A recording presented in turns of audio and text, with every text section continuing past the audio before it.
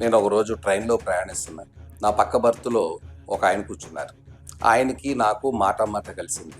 ఆయన నాతో మాట్లాడుతున్నప్పుడు నేను ఆరా గురించి ఆయన చెప్పారు. ఆరా గురించి చెప్తే నా గురించి నేను పరిచయం చేసుకోలేదు అంబికా సంస్థ అని. ఊరికే నా పేరు చెప్పాను. ఆయన ఆరా గురించి చెప్పి దాని గురించి నాకు చెప్పడం మొదలుపెట్టారు. అలా వింటున్నప్పుడు ఆయన చెప్తుంటే నాకు చాలా ఆశ్చర్యం వేసింది.